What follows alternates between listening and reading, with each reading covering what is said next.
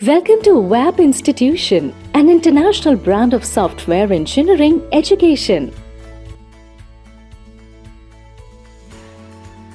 Hello students, data structure का chapter 2 है। Chapter first को जरूर देखिए।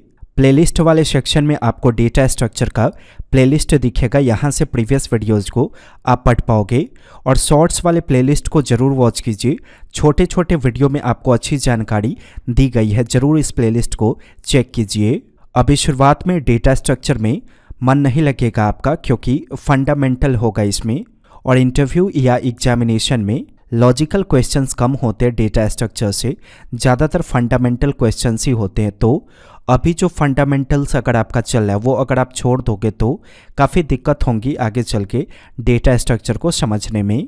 इस टॉपिक को समझिए, फाउंडेशन ऑफ डेटा स्ट्रक्चर, यानी कि ऐसा क्या है जिस पे डेटा स्ट्रक्चर कंप्लीट रूप से टिका हुआ है। जिनको आप अच्छी तरह से जान जाओगे तो डेटा स्ट्रक्चर आपको अच्छी तरह से आ जाएगा। पहला इंटरफेस और दूसरा इम्प्लीमेंटेशन। इंटरफेस का मतलब होता है डेटा स्ट्रक्चर का नक्शा। डेटा स्ट्रक्चर के नक्शा का मतलब है कि डेटा कैसा होगा। जरा समझिए इस चीज़ को। आप वेरिएबल क्रिएट करते हो, उसके पहले आप डेटा टाइप डिफाइन करते हो किसी भी तरह का, जैसे कि इंट, स्ट्रिंग, कैर, फ्लोट, इस तरह से। तो ये भी एक प्रकार का नक्शा ही होता है आपके वेरिएबल के लिए, जो डिफाइन करता है कि आपके वेरिएबल में कैसा डेटा आएगा। अब आपने यहाँ पे इसका डेटा टाइप इंट दिया तो डेफिनेटली इसमें इंटीजर नंबर ही आएगा। अगर आपने डेटा टाइप स्ट्रिंग दिया तो इसमें स्ट्रिंग ही आएगा। तो जब आप डेटा टाइप डिक्लेयर करते हो तो ऑलरेडी आप इंटरफेस को ही डिक्लेयर करते हो, क्योंकि डेटा टाइप डिसाइड करता है कि आपके वेरिएबल में कैसा डेटा आएगा। क्या इस वेरिएबल में आप स्ट्रिंग रखना चाहोगे इस तरह से, तो क्या आप रख पाओगे? नहीं, क्योंकि ऑलरेडी इसका नक्शा पहले से प्रिपेयर्ड है कि इसमें सिर्फ इंटीजर आएगा। अगर y में आप 1 2 3 रखना चाहोगे तो क्या आप रख पाओगे? नहीं, क्योंकि इसका भी ऑलरेडी नक्शा पहले से प्रिपेयर्ड है कि इसमें स्ट्रिंग ही आएगा। तो जो प्री डिफाइंड डेटा टाइप हम इस्तेमाल करते हो वो भी इंटरफेस ही है।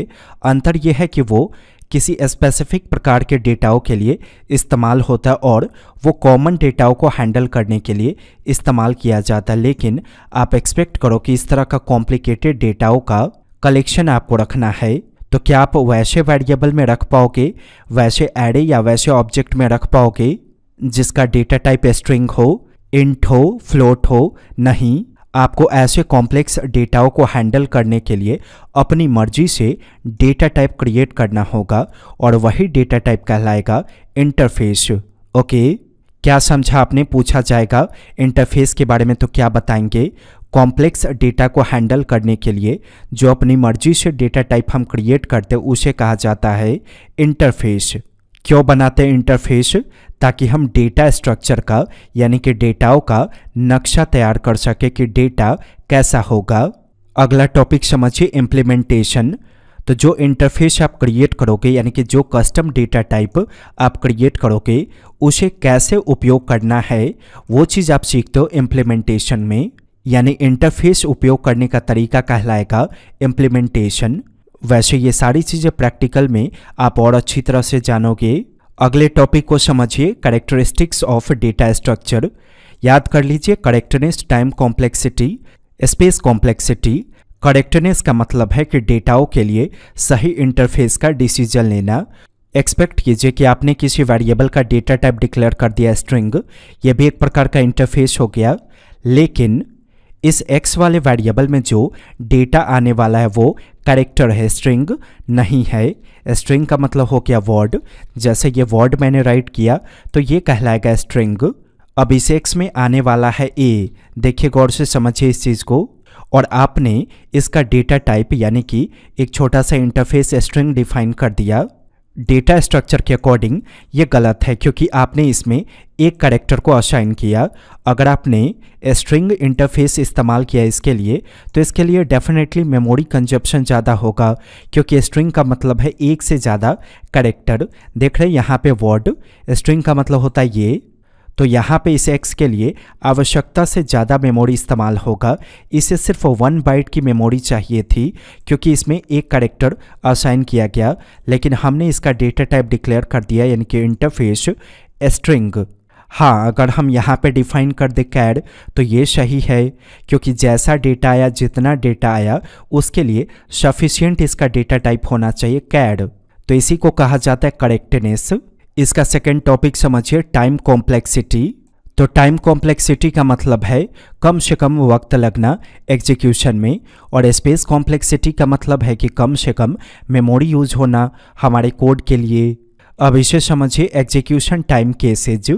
आपका कोड एग्जीक्यूट होने में कितना वक्त लेगा उनके अकॉर्डिंग डेटा स्ट्रक्चर के शब्दों में उनका कुछ नाम होता है जिसे कहा जाता है केसेज। जनरली 3 केस होते हैं डेटा स्ट्रक्चर के शब्दों में। रॉस्ट केस का मतलब है कि समय से ज़्यादा, आवश्यकता से ज़्यादा मेमोरी कंज्यूम होना आपके कोड के लिए और ज़्यादा वक्त लगना कोड एग्जीक्यूट होने में, तो इस केस को कहा जाएगा रॉस्ट केस। एवरेज केस का मतलब है कि अगर आपने 20 किलोबाइट का प्रोग्राम बनाया और उसने 20 किलोबाइट ही मेमोरी लिया और जितना एग्जीक्यूशन टाइमिंग होनी चाहिए 20 किलोबाइट मेमोरी के अकॉर्डिंग अगर वो उतना ही समय लेता है तो उस केस को कहा जाएगा एवरेज केस। लास्ट होता है बेस्ट केस। प्रोग्राम काफ़ी बड़ा है लेकिन मेमोरी कंजप्शन आपने अपने कोड के अकॉर्डिंग कम से कम करवाया, जिसकी वजह से कोड का जो एग्जीक्यूशन टाइम होगा वो समय से पहले ही हो जाएगा। वैसे केस को कहा जाता है बेस्ट केस। इस नोट्स को आप डाउनलोड कर सकते हो वीडियो के डिस्क्रिप्शन से। नेक्स्ट वीडियो को जरूर देखिए। चैनल अब तक आपने सब्सक्राइब नहीं किया तो सब्सक्राइब करके बेल आइकन को हिट कीजिए। वेब इंस्टीट्यूशन का ऑनलाइन सॉफ्टवेयर इंजीनियरिंग क्लासेस चलता है जहां पे आप website, mobile application, desktop application develop करना, cyber security, artificial intelligence, big data, software testing, इन सभी चीज़ों की जानकारी प्राप्त करते हो। एक बार webinstitute.com पे ज़रूर विजिट कीजिए और सिलेबस देखिए। अगर आप स्टूडेंट हो तो इजीली मंथली इंस्टॉलमेंट में इस कोर्स को कर पाओगे। बेहतर जानकारी के लिए हमारे सेल्स टीम को कॉल करें। वेब इंस्टीट्यूट की वीडियो को देखने के लिए और webinstitute.com पे विजिट करने के लिए आपका धन्यवाद।